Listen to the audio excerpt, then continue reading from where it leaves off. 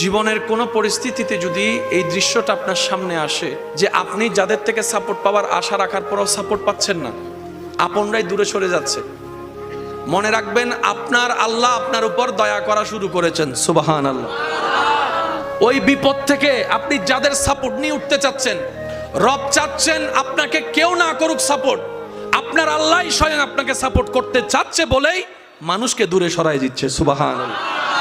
জীবনে যদি কখনো দেখেন কাছের মানুষ দূরে সরে যাচ্ছে, বেঈমানি করছে, দুই নাম্বারই করছে, চোখ উল্টাই ফেলছে, আপনি বুঝে নেবেন আল্লাহ তাআলা আপনাকে দুনিয়ার আসল চিত্র দেখাচ্ছে।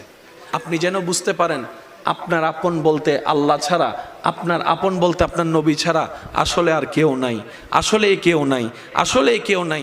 আপনার ভালোবাসার অধিকার পাওয়ার একমাত্র আল্লাহর আছে, স্রষ্টা হিসেবে নবীর আছে। আপনার উম্মত হিসেবে আপনি ভালোবাসবেন আপনার নবীকে, আপনি আল্লাহকে ভালোবাসবেন, আপনার নবীকে ভালোবাসবেন। এই বুঝটা দেওয়ার জন্য আল্লাহ অনেক সময় দুনিয়ার এই বাস্তবতা আমাদের সামনে এনে দেয়। অনেক ভাই বোন, ভাই ভাই এমনও আছে মানুষের কথার ফাঁদে পড়ে, ভুল বোঝাবুঝির কারণে কিংবা মেজাজ গরম থাকার কারণে দুই চারটা কথার শিকার হওয়ার কারণে হয়তো কোনো একটা সময় দূরত্ব হয়েছে, কিন্তু এখন একজন আরেকজনের সাথে মিলতে চায়, বসতে চায়।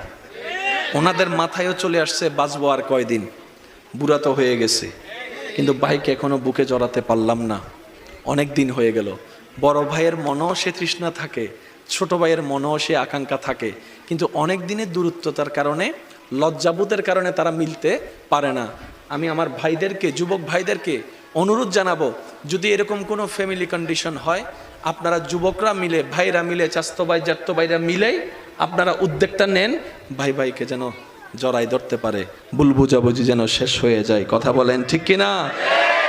বান্দা বান্দাকে মিলানোর কাজ করবে, আল্লাহ সেটা দেখে গুনাহ মাফ করে দিবে।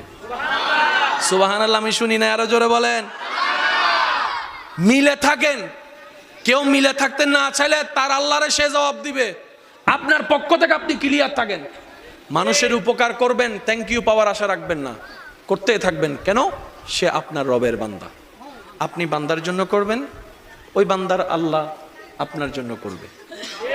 আমরা অনেক সময় বলি তার এত উপকার করছি, সে আমার সাথে ডাইরেক্ট চোখ উল্টাই ফেলছে, বা এটা দুনিয়ার নিয়ম। আল্লাহ তো এটাই বুঝাতে চায়, এটা দুনিয়া, এটা জান্নাত নয়।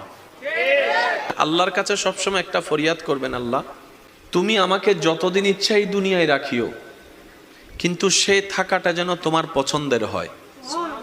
আল্লাহ যতদিন আমার নিঃশ্বাস চলবে, সেই নিঃশ্বাসটা যেন তোমার পছন্দের সময় কাটে। আল্লাহ আমাকে তুমি যতদিন রাখবা সুস্থভাবে রেখিও,